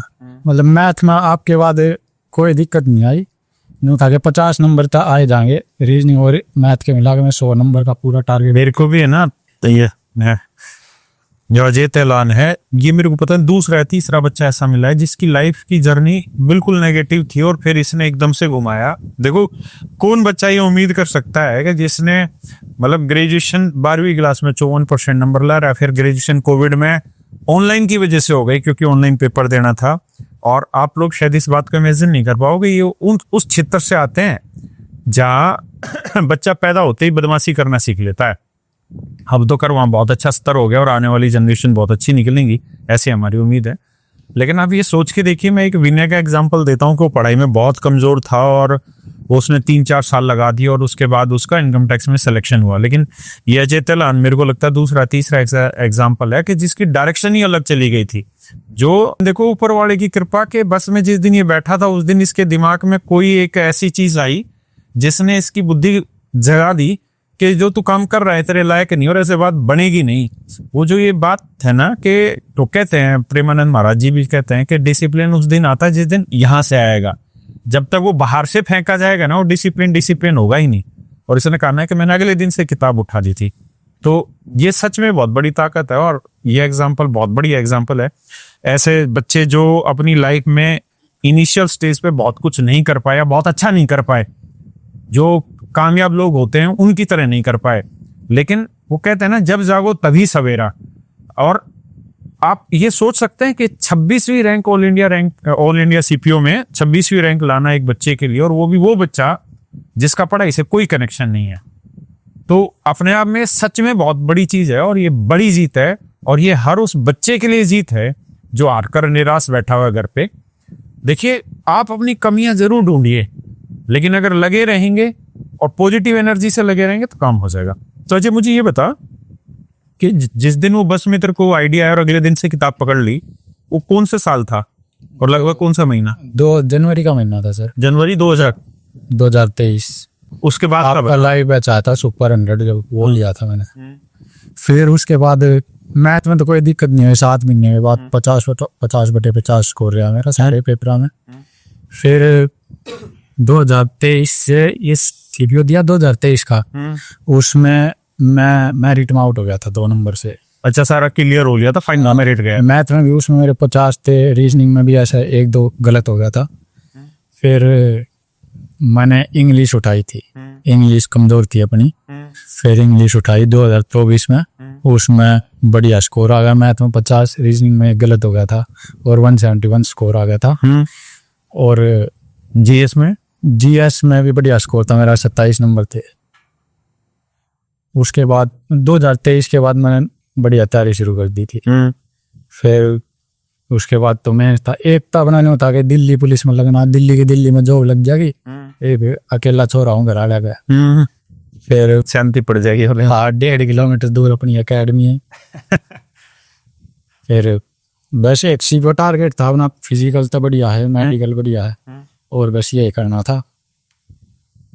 तो तेरा जो तैयारी थी वो लगभग 7-8 महीने में तुम खींच दी थी पूरी तैयारी? हाँ, 7-8 महीने में मैथ का सिलेबस हो गया था और 2024 का सीपीओ आया तब तक 1.5 साल हो गया था। तब तक मेरी पूरी प्रैक्टिस हो गई थी, चाहे अगले दिन में सो जा।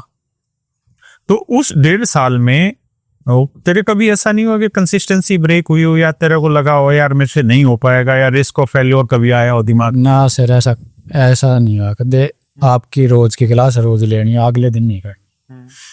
और मतलब एक वाइब मैच हो जाए टीचर के साथ, आप लाइव में थोड़ी गाइब गाली दे दो, नेचुरल चला जाता। हाँ, मतलब वो है जो, फिर वो ठीक लगा। और हम तो उसी चीज में पढ़ रहे हो। हाँ, उसमें बढ़िया लगा मैंने तो।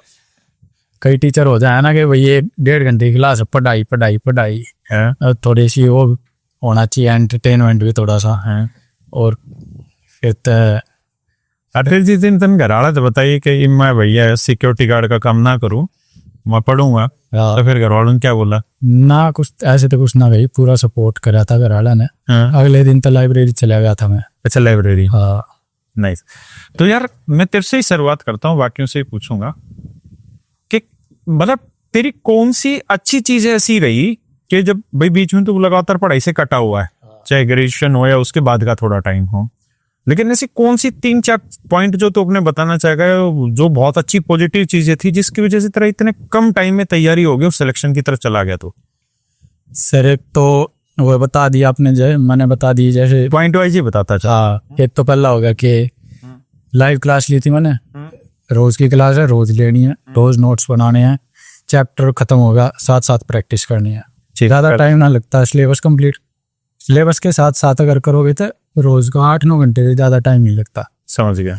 फिर उसके बाद हो गया कि भाई ये जो कंसिस्टेंसी वाला हुआ, हाँ मतलब कंसिस्टेंसी ऐसे बनी रहती थी भाई। रात में मैंने अपना पता चल गया था। एक मेरा जीडी दिया था मैंने सबसे पहले, एसएससी जीडी। हाँ, 2023 वाला दिया था। उसमें मैंने ऐसे मतलब कोचिंग ना ली थी, अपना बुक से बेसिक करके वो मेरा क्लियर हो गया था, फाइनल में भी आ गया था नाम। फिर उसमें पहली जो थी, घर वाला ने पता चला कि वो मेरा डंडा दे दिया पूरा, जा ज्वाइन कर। फिर मैंने एक सीपीओ का मॉक दिया था, मतलब अपने आप में देख कर, उसमें बढ़िया नंबर आ गए थे मेरे। मगा भाई सीपीओ सही है, इसमें कर लेंगे। फिर मुश्किल आता घर आड़े मनाई लड़ झगड़ के, फिर सीपीओ की तैयारी करी, फिर सिलेबस कंप्लीट करा। फिर यही बात है कि कहते हैं ना कि अगर भाई पढ़ाई चल रही है तो बाहर से बिल्कुल कनेक्शन काट लो। अपना कुछ कनेक्शन नहीं कटा यार, व्यक्तिगतपन भी होया था। मतलब जो लाइब्रेरी में टाइम था ना, वो मेरा पढ़ाई का था भी। उसके रात बाद सामने में गया, दोस्ता के साथ गया, पार्टी में गया, शादी में अटेंड करी, सब कुछ करा, घूमने घामे भी। हर नए साल पर घूमने जाए करते हम, सारी चीज करी हमने। मतलब कर सके, कोई भी कर सके, जो फॉर्म फिल कर सके हाँ वो सिलेक्शन ले सके। ये बढ़िया नारा दे दिया, जो फॉर्म फिल कर सका वो सिलेक्शन भी ले सके। क्योंकि वो कहते हैं ना कि वो एक चिड़िया वाला शेर था कि किसी ने चिड़िया से पूछा कि घोंसला कैसे बना, तो उसने बताया कि तिनका तिनका उठाना पड़ता है, रोज आना जाना पड़ता है। तो जो रोज आना जाना करता रहेगा, उस काम को करता रहेगा, वो बन जाएगी बात कभी ना कभी। और कोई ताकत तेरी? और तो सर मम्मी पापा के थे, एक रात में सोने तो पहला दिमाग में वही आया करता रिजल्ट आएगा जी, दिनों दिन ऐसा के सिस्टम होगा, बस फिर वही मोटिवेशन थी अपनी। और जिस दिन आया उस दिन क्या हुआ? उस दिन तो सर हाथ काँप गए थे। दिवाली वाले दिन? हाँ, मम्मी तो बताऊँ, दोस्त के घर जा रहा था मैं, फिर देख का रिजल्ट आया, नलीग्राम खोलते देख का डिप्पी हो गई 2026। फिर मेरे तो हाथ पका आप गए थे। मम्मी तो तत्यान्वी आवाज कांप थी मेरी तो। फिर मम्मी तो ये ना बताई थी मैंने कि डिप्टी मिली 2026। बस सिलेक्शन हो गया? हाँ, घर पर जाकर बताई मैंने। फिर था मतलब मैंने राजी हो गए थे। हाँ, वो भाई एक किस्म से समझ लो कि एक बीज बोया था, आज उसका पेड़ फल लग गया। हाँ, और पिताजी की क्या रिएक्शन थे? मैं सोचता था सर मैं ये रील पाएगा जो कर अगर रोन लग जाए ये कुछ ना हो यार। अपने नु बुझी थी, मैंने घर ने जाकर बताई अगर भाई एक और 2 और बात है, अगर दिल्ली पुलिस मिली है और रैंक 26 आ गई, मेरे बढ़िया मगर ठीक है। कोई ना, हमारे वाले कम रिएक्शन दिया। हाँ, ऐसे रिएक्शन है, आपने तो कुछ ना रहता। ठीक है, और खुशी पूरी रहा है। वो तो इंटरनल रहता है ना। वो पता है क्या है कहानी, कि जब सिलेक्शन होता है ना तो तुम्हारे सामने तो रिएक्शन नहीं देंगे, कभी भी नहीं देंगे, लेकिन वो जो उनके दाई के है ना, उनके बीच में पूरा टोरा बैठाते हैं फिर जाके। और वो फिर वो ग्रुप ऐसा होता है कि उसकी भी बात बाद नहीं निकल के आती, तो वो टोरा अपनी दाई के लोगों में बैठाते हैं। जैसे हमारे पिताजी आ रहे तो वो आपके फादर साहब है, तो वो उसी रेंज में अपने उम्र के लोगों में ही वो चीज दिखाते हैं। और है भी ये अपने आप में, जैसे ये बात शायद आप नहीं समझोगे, ये मेरा भी बेटा 12वीं क्लास में, तो मैं उस चीज को फील करता हूँ कि यार आदमी के ना कामयाबी के कई चरण हैं। जब आप स्कूलों में पढ़ रहे होते हैं तब एक चरण आता है कि आप स्कूल में कितनी बढ़िया से पढ़ाई कर रहे हैं। उसके बाद फिर ये आता है आप सरकारी नौकरी लगते हैं या कोई बिजनेस करते हैं, तब उस बिजनेस में कितना कामयाब होता है, अपने काम में कितना कामयाब होते हैं। जो तीसरा चरण आता है ना कामयाबी का, वो सबसे अहम चरण होता है जीवन में। एक जब आप उस उम्र में आओगे तब समझोगे, वो रहता है कि हमारी बच्चे, हमारे जो हमने बीज वो रखे हैं, वो अब कैसे कामयाब हो रहे कि नहीं हो रहे, क्योंकि उनकी कामयाबी हमारे आने वाले अगले 20 साल को डिसाइड करती है। जो स्टार्टिंग के 20 साल है वो अगले 20 साल को डिसाइड करते हैं, जो उससे अगले 20 साल है वो उससे अगले 20 साल को डिसाइड करते हैं। और आप लोगों का सिलेक्शन, बच्चों को कामयाब होना, वो उन पेरेंट्स का 60 से 80 साल के बीच के जीवन को डिसाइड करके देते हैं। तो ये उनके लिए भी तो एक किस्म का टेस्ट होता है, और बहुत जरूरी है कि पेरेंट्स को ऐसी खुशी महसूस कराई जाए। खटाना साहब, अब आप बताना आपके पेरेंट्स का क्या रिएक्शन था? सर मेरा फर्स्ट सिलेक्शन है, हाँ, पहली बार ही सिलेक्शन ऐसा ही हुआ। हमेशा कुछ ना कुछ आप देखा ही है कि पहले मतलब फिजिकल रहेगा, ये रह गया, मतलब घर के भी मतलब आंख फाड़ के बाट देख रहे थे कब बंदे का नंबर आएगा। अच्छा, तूने सबको लिखा रखी थी उम्मीदें? मैं शाम को आया था, रिजल्ट 5 बजे के आसपास है ना, 5-6 बजे के आसपास। घर में हॉल में बैठे थे सब, मम्मी पापा भी थे। अब मैंने जैसी देखी अपना, अब टेलीग्राम पे तो पूरी बाढ़ आ जाती है। रिजल्ट आ गया, रिजल्ट आ गया। अब मैंने बताई बस रिजल्ट आ गया। अब ये ऐसा भी होता है सर, इसमें सीखने में अब की बार भी हुआ, मतलब कुछ पिछली बार हुआ था, कुछ बच्चों का मतलब आप क्वालिफाई हो भी गए तो भी नंबर नहीं आता लिस्ट में। समझ गया। अब ये डर भी था कि यार किस्मत पहले तो खराब चलती आ रही है, ये फाइनल सिलेक्शन बना हो जाए, तो इस चीज का डर था। नंबर तो बताते फिर सही है, मतलब आ जाए। जैसे ही देखा फिर सब बस। तो रिएक्शन क्या था पेरेंट्स का? बहुत खुश, बहुत खुश। बोला कुछ नहीं? बोलोगे पिताजी तो हमारे वैसे भी ज्यादा नहीं बोलते आर्मी में, बस करके एक्शन वाले काम है, बोलने वाले जाते बोलने वाले नहीं है। और मम्मी और सब बहुत ज्यादा खुश। मेरे भी पहली बार रूंगटा खड़े हो गए थे। नाइस यार। और ये मोमेंट लाइफ टाइम याद रहता है। लाइफ टाइम फर्स्ट होता है सर। हाँ, मैं पहले ये सोचता था कि यार ये बच्चे रिजल्ट के रिएक्शन को मतलब रिकॉर्ड क्यों करते हैं, लेकिन धीरे धीरे ये चीज समझ में आती है कि ये ऐसे मोमेंट है जो आपको लाइफ टाइम याद रहना है। और एक चीज और भी है कि उसकी जो ग्रेविटी है ना उस टाइम की, वो थोड़े टाइम के बाद हम भूल जाते हैं, तो रिकॉर्ड रहती है तो पता रहता है क्या है। आसिफ साहब आपके साथ क्या था रिएक्शन? सर जब मेरा रिजल्ट आया था उस टाइम में गांव में था एक्चुअली, और मेरी अम्मी थी मेरे साथ गांव में, बाकी सब परिवार वाले वहीं पे रहते हैं। तो उस टाइम शाम का माहौल तो वही 6 बजे करीब रिजल्ट आया था। तो जैसे ही मतलब मैं नमाज पढ़ के आया था मस्जिद से, तो 6 बजे का टाइम, तो मैंने फोन देखा तो ऊपर नोटिफिकेशन आ रखे थे कि रिजल्ट आ गया, टेलीग्राम के उसे फॉलो कर रखा ना जैसे। तो फिर मैं एकदम से धक धक होने लग गई थी मन में, अब चेक करूं ना करूं सही से। पता स्कोर तो अच्छा ही था, मुझे पता सिलेक्शन तो हो ही जाना है, लेकिन फिर भी एक रहता है मन में कि हाँ कैसा क्या रहता है। तो फिर मैंने मतलब टेलीग्राम पे ऐसे ही चेक किया, अपना PDF खोली, फिर मैं अपना नाम सर्च किया। तो सर मेरे साथ मेरे से फ्रेंड्स बैठे थे, पेरेंट्स तो खैर दिल्ली में ही थे और मम्मी थी गाँव में। तो वो जैसे मतलब मेरा नाम आया और फिर मेरा वहाँ पे दिखा, सारे बहुत मतलब एकदम खुश हो गए थे और मैं भी बहुत खुश हो गया था। फिर मैंने अपने भाई को बताया तो वो भी एकदम खुशी का माहौल आ गया था। एक भाई ने तो मेरे को गोदी में उठा लिया था बिल्कुल एकदम हवा में यूं, क्योंकि आपके वहाँ पे आप इकलौते हुए थे। सर मैं बहुत मतलब मैं अकेला ही था जो सरकारी नौकरी लगा अपने परिवार में, और वो भी डायरेक्ट सब इंस्पेक्टर, वो बहुत बड़ी बात है। मेरे गाँव वाले भी, गाँव में फिर हमने सर बूंदी वो मिठाई के लड्डू वड्डू बिटवाए सबको। तो तुम्हारे यहाँ तो मिठाई बूंदी बांदी के, तुम्हारे यहाँ तो बोलते हैं बकरा कटवा यार। वो सर हाँ वो दावत करेंगे, अभी ट्रेनिंग पे से आ जाऊंगा जब, या फिर उसके बाद ऐसे कुछ प्लान बना रखा है। बाकी सब परिवार वालों को। तेरी रैंक भी बहुत अच्छी है 729। इस नंबर की कुछ विशेषता बता सकता है क्या है 729 की? सर एक विशेषता एक ही क्यूब है 9 का, 29 का स्क्वायर है। 29 का या 27 का? 27 का। अच्छा, मुस्लिम धर्म में सबसे लकी नंबर क्या? 786 है सर। अच्छा 786, 786। मुझे वो 729 मैं अपने पीछे लगाता हूँ टेलीग्राम पे। अच्छा, अपने नाम के पीछे लगाता होगा इनमें सोशल मीडिया वाला को। हाँ 786। ये क्यों पवित्र माना जाता है मतलब इतना? ये मेन इसका रीजन ये है कि वो सर जो हो रहा है बिस्मिल्लाहिर्रहमानिर्रहीम, जिसका मतलब होता है कि शुरू करता हूँ अल्लाह के नाम से। किसी भी काम को शुरू करने से पहले हम ये बोलते हैं, अगर उसके अल्फाबेटिकल मतलब वर्ड्स को अगर हम नंबर में जोड़ते हैं तो वो 786 बैठता है। अच्छा सारे, थैंक यू। तो अब आते हैं भाई मेरे, सबसे पहले बात करते हैं आकाश से। आकाश अपने बारे में बता बच्चे। सर मेरा नाम आकाश है। सर मैं बागपत से हूँ और रहता दिल्ली में ही हूँ। मेरे बाबा भी दिल्ली पुलिस में ही है। अच्छा, तो सर CPO तो मैंने इसलिए दिया था कि मेरे को दिल्ली पुलिस में ही लगना है, दूसरा टारगेट नहीं है? नहीं सर, मैं वैसे सीजन वगैरह भी दिया था सर, वो पर उतनी तैयारी से नहीं दिया मैं। मन करके नहीं है? हाँ सर, इसलिए उसमें इतना हुआ भी नहीं कुछ।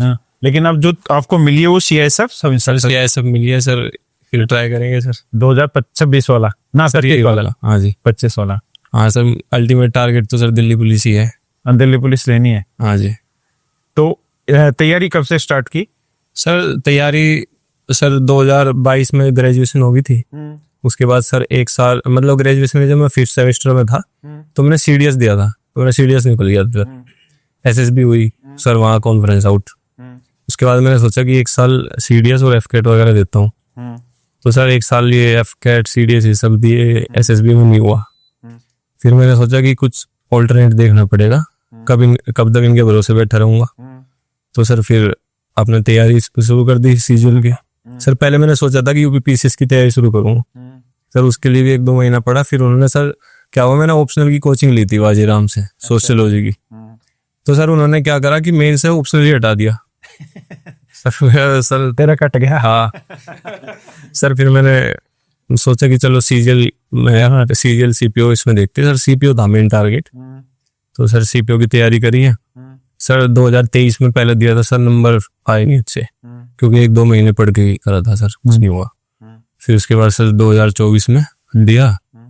सर मेरा ये था सर, मैथ बहुत खराब थी। अच्छा सर मैथ में सर वही 7-8 नंबर आते थे सर, बहुत बुरा हाल था सर। मैथ खराब होता है, वही PCS की तरफ जाने की सोचते हैं। हाँ सर, तो सर इंग्लिश पे कॉन्फिडेंस था सर। इंग्लिश मतलब मैं प्री तक तो किससे इंग्लिश पढ़ी भी नहीं थी सर। अच्छा सर मेंस के टाइम में इंग्लिश में मेहनत करी है जो करी है। प्री तक तो सर किसी भी टीचर से नहीं पढ़ी, कोई नहीं, अपना बेसिक जो नॉलेज थी उसी को। हाँ सर, वो मतलब आदत है सर बचपन से। क्या मेरे पापा ने ना अखबार लगवा रखा है इंग्लिश का, समझ गया। तो मेरा इंटरेस्ट था सर कि स्पोर्ट्स का पेज पढ़ता था, क्रिकेट में इंटरेस्ट था काफी पढ़ने का, तो बस वही पेज पढ़ता था। बाकी तो उसी से वो क्या वो ये सारी चीजें। हाँ सर, वहां से एक ना सेंस डेवलप होगी मेरी, तो इंग्लिश वैसे अच्छी हो गई। नाइस। और फिर मैथ 7 नंबर से कैसे चढ़ा ऊपर? सर पहले तो सर 2019 में सर मेरी जब 12th हुई थी, इसके बाद मैंने सोचा कि ग्रेजुएशन भी कर लेंगे, साथ साथ में कोचिंग कर लेते हैं SSC वगैरह की। सर फिर वही साइड में ही सर आपका ऑफिस था वो कॉर्नर पे, हाँ प्रूडेंस का। हाँ सर वहां पे गया मैं, मेरे दोस्त था साथ में। सर उन्होंने बोला कि एक वहां पे वो है, क्या कहते हैं, ट्रायल क्लास चल रही है। सर आपकी नहीं आती सर, किसी और टीचर की थी, मेरा नाम ध्यान नहीं है उनका। तो सर उनका ना पहला टॉपिक था परसेंटेज, उसमें वो फ्रैक्शन वैल्यू ये सब बता रही, उन्होंने लिखवा दी 20-25। उसके बाद कहते कल याद करके आना। मैं तो सर लिख के घर चला गया। सर फिर याद करने बैठा, मुझे समझ ही नहीं आया सर ये कैसे क्या आ रहा है, कैसे याद होगा। वही तो यही पहली क्लास इतनी मुश्किल लग रही। फिर मैंने सोचा चलो ग्रेजुएशन की बात दे रही है। सर फिर ग्रेजुएशन करी, बास्केटबॉल वगैरह खेला हूँ मैं सर अपने कॉलेज से ही, हंसराज कॉलेज से। अच्छा हंसराज। सर वहीं से 3 साल मेन जो सर पर्सनैलिटी डेवलपमेंट हुई है वो कॉलेज में हुई है। सीनियर्स ने डिसिप्लिन सिखाया सर, एक मिनट लेट होने पे 1 लात पड़ती थी। अरे हाँ सर। अच्छा सर वो है उधर कल्चर है सर, बास्केटबॉल में, स्पोर्ट्स में। अच्छा पिटाई सीनियर्स कर सकते हैं, कुछ नहीं कर सकते तुमने उल्टा बोल दिया तो एडमिशन कैंसिल है स्पोर्ट्स वालों का। तो अच्छा तेरा स्पोर्ट्स कोटे में हुआ था एडमिशन? नहीं सर, जो बास्केटबॉल में मेरिट से था। अच्छा लेकिन वैसे तो हाँ सर, मैं दिल्ली से भी खेला हूँ। फिर तूने एनसीसी लिया था कि नहीं लिया उसने? नहीं सर, एनसीसी की भी सर सुबह क्लास चलती थी और बास्केटबॉल की थी। और सर एनसीसी में ना सर एक किस्सा आया सर एनसीसी का भी। बता। सर शुरू में हम क्लास लेते थे, तो हमारे पास सीनियर्स आए, कहते किसी को कोई सोसाइटी ज्वाइन करनी है। तो उन्होंने एनसीसी एनएसएस ये सब बता दी सर। एक सिविल सर्विस सोसाइटी थी, ये सब कितनी सारी बताई। तो मैंने सोचा एनसीसी करते हैं भाई, एनसीसी में कुछ नाम भी लिखना हुआ है। हाँ, तो हमारे लेवल की चीज है, वो करते हैं सर। मैंने जाके नाम लिखवा दिया टेबल पे। तो उन्होंने नाम लिख दिया, उन्होंने बोल दिया कल ना दाढ़ी काट के आना। तो मैंने बोल दिया नाम काट दो। अभी बात बेटा, अगर एनसीसी कर लेता तो दिल्ली पुलिस इसी बार आ जाती। यार इस बार मिल जाती नहीं पर दाढ़ी नहीं कटवाई चट्टे भी। सर। वो बास्केटबॉल का भी तो था ना थोड़ा सर, उधर इंटरेस्ट बहुत ज्यादा था सर, मन लगता था। तो उस इंटरेस्ट कब हुआ क्या उसके बाद बास्केटबॉल का? सर जितने साथ में थे उनका भी कुछ नहीं हुआ सर। बास्केटबॉल में सर स्कोप ना सर बहुत कम है।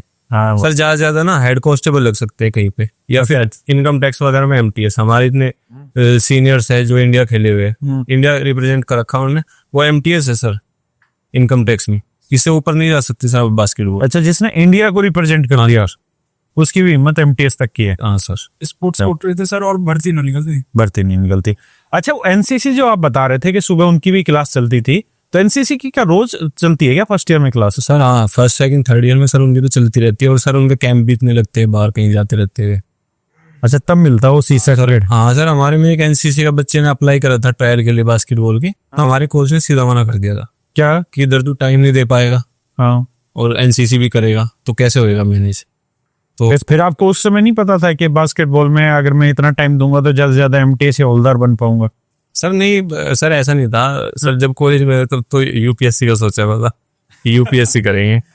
हाँ फिर तेरे सर अगर ये पता होता कि सीपीओ करना है सर, वो चीज परसू करते फिर वो ये चीज परसू करते हैं। और कुछ बताना चाहे भाई आकाश? सर बाकी सर मेन चीज यही है सर कि कितने लोग अपने आप को सर मैथ विजार्ड बोल ले। हाँ सर मेन को सर मेरे हिसाब से तो सर मैथ विजार्ड आप हो और अभिनय सर है सर। थैंक यू यार।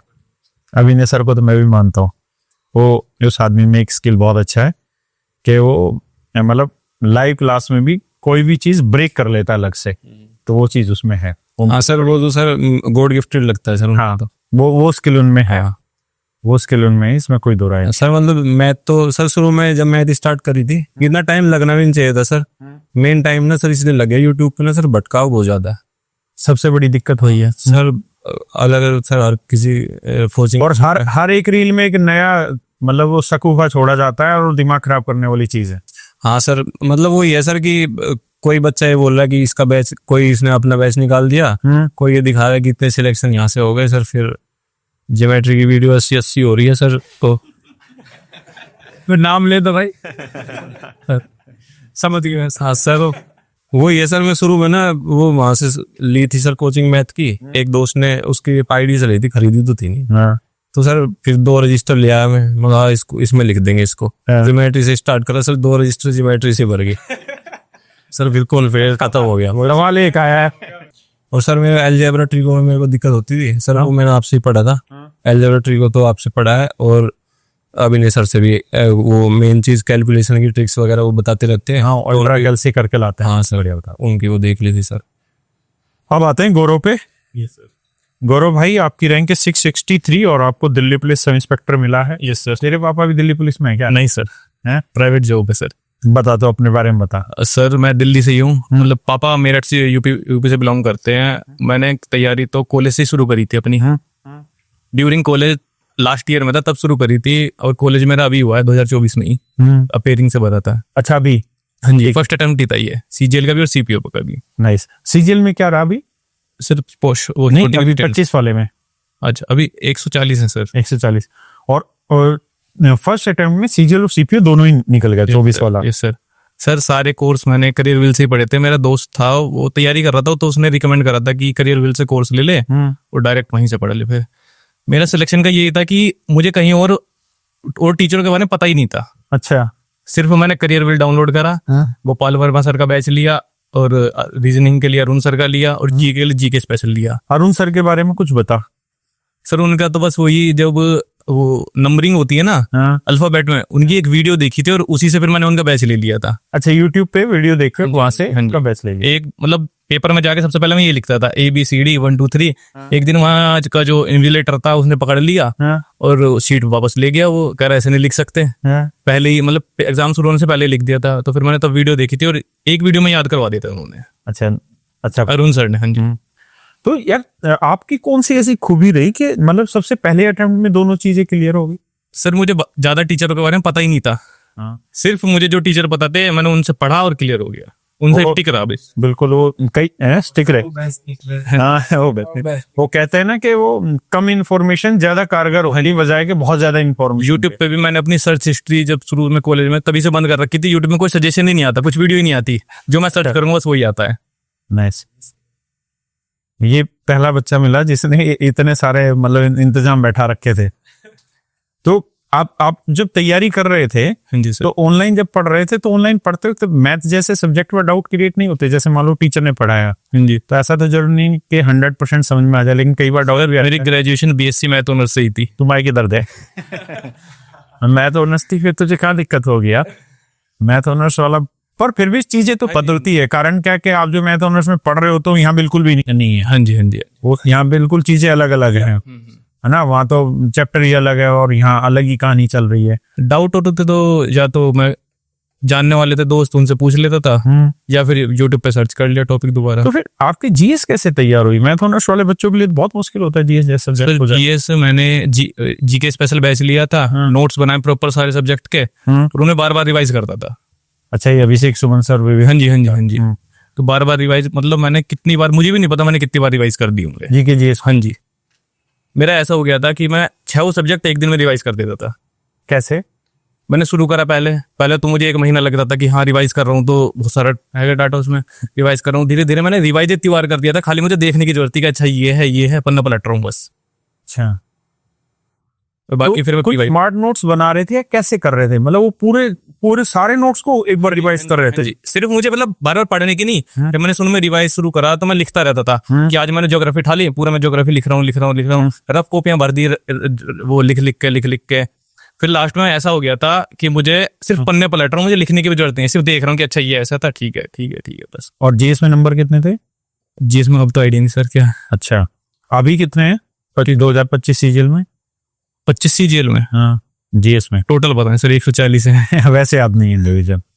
अच्छा, और इसकी इंग्लिश की तैयारी फिर कैसे क्या की? सर इंग्लिश की मेरा सुबह कॉलेज रहता था तो मैं 5 बजे उठता था पहले, और सबसे पहले उठ के वोकैब रिवाइज करी। फिर गोपाल सर की मैं क्लास लगाता था 2 डेली। हाँ, और फिर जब उनका कोर्स पूरा हो गया, 125 क्लास थी उनकी, 2 लगा के मैंने जल्दी पूरा कर दिया था वो। फिर मैं रिवाइज करता था बस, रिवाइज और PYQ लगा लिए, न्यूज़पेपर रीडिंग कर ली। और मॉक टेस्ट कब से लगाना स्टार्ट किया?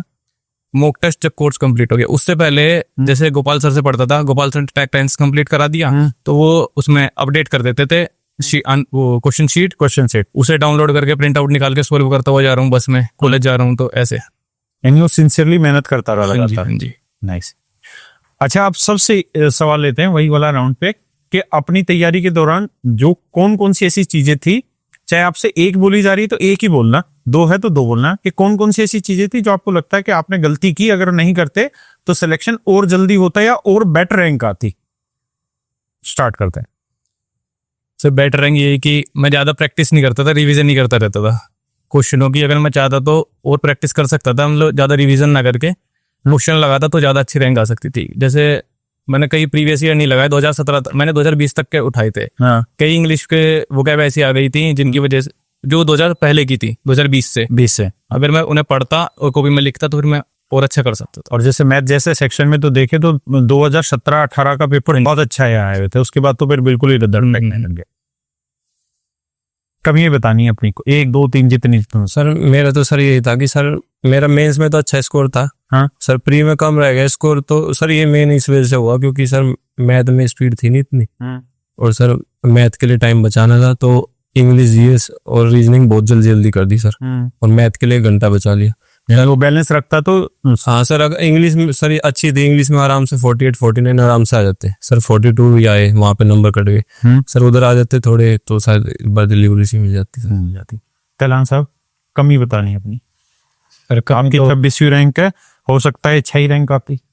कमी तो कुछ नहीं है सर, वही प्रिपरेशन स्टार्ट करने के बाद तो कोई दिक्कत नहीं रही फिर, मतलब मैंने कोई ऐसा वो छोड़ा ही नहीं अगर भाई कमी दिख जाए इस चीज में। हाँ, कोई मैथ्स में 50 थे, रीजनिंग में भी मतलब एक गलत हो गया था, इंग्लिश में भी बढ़िया नंबर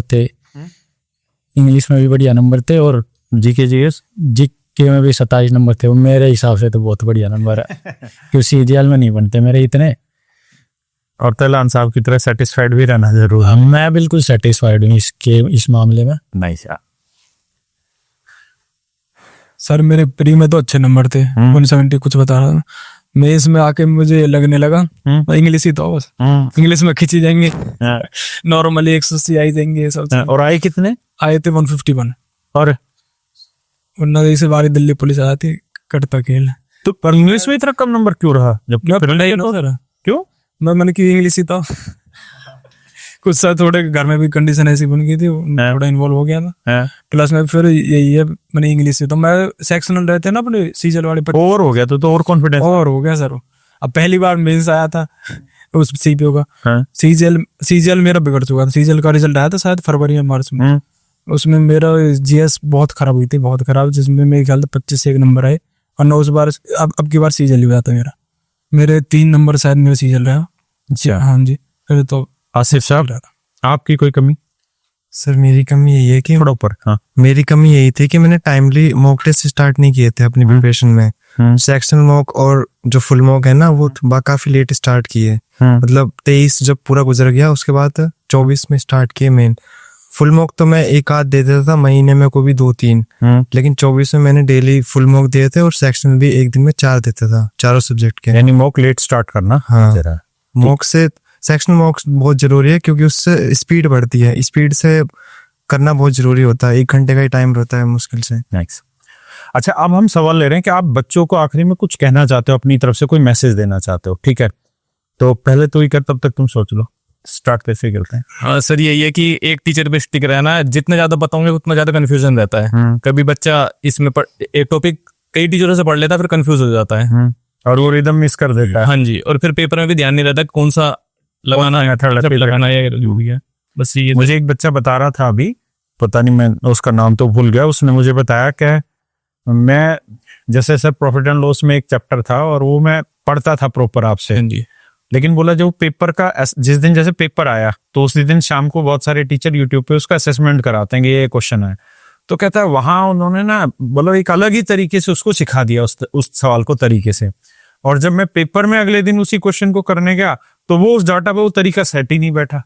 तो बोला मैं इतना कंफ्यूज हो गया, मैं समझ ही नहीं पाया कि क्या करूं अब उस चीज में, तो वो दिक्कत देता है। हाँ जी, वही सर, अगर आप एक तरीका सीख लेते हो और उसे ही हमेशा वो करो तो सीख करते रहो। हाँ जी, ठीक है सर। मेरा तो यही सजेशन है कि जैसे सर अब हर जगह वीडियो डलती है सर की टॉपर्स की स्ट्रेटजी ये वो, तो सर बच्चे क्या है ना कि सबकी स्ट्रेटजी, अब सीपीओ में किसी ने सर 20 स्ट्रेटजी डाल दी है, सबकी देखेंगे सर, इसकी अच्छी लगी इसकी फॉलो, सर ऐसे कुछ नहीं होता सर उससे। मेन चीज ये है कि सर सबकी स्ट्रेटजी देख लो, जिसकी देखनी देखो, कोई दिक्कत नहीं है।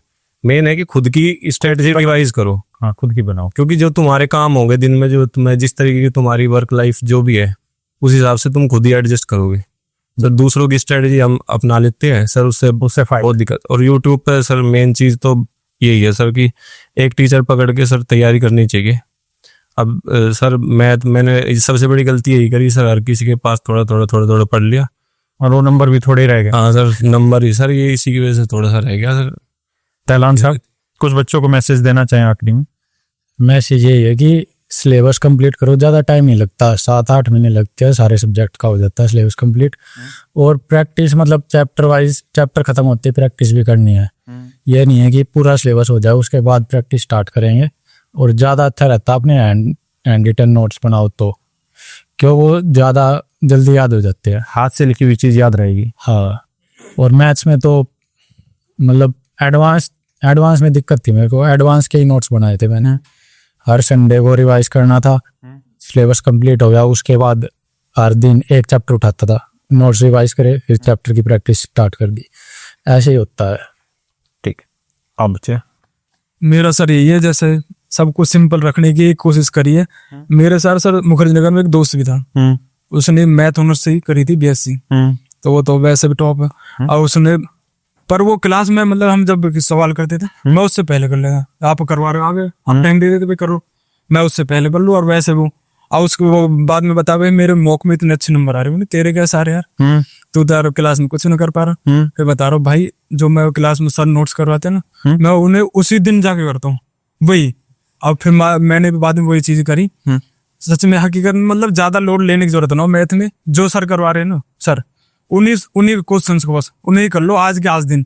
आज आपने क्लास देगी सुबह, शाम को वही सवाल करने हैं, वही कर लो। उसके बाद जब चैप्टर खत्म हो जाए तब लगा लो पीवाई क्वेश्चन, वही कर लो। उसमें आपकी पहले कंसेप्ट तो क्लियर हो जाए, कंसेप्ट क्लियर हो ना, उसके बाद फिर किसी और चीज के पीछे भग लो। एक कंसेप्ट क्लियर हो गए, पीवाई क्यू भी होंगे, सब कुछ होगा, फिर ज्यादा स्ट्रेस लेने की जरूरत है ना, साथ के साथ खत्म। मेरा सर यही कहना है कि अपना टाइमली सिलेबस पहले कंप्लीट करो और साथ साथ प्रैक्टिस करते रहो। और कंटेंट को लिमिटेड रखना है, ज्यादा इधर उधर नहीं भागना है, क्योंकि लिमिटेड कंटेंट होगा तो तुम टाइमली रिवाइज कर पाओगे। ज्यादा से ज्यादा रिवाइज करोगे तभी उस पर पकड़ बनेगी।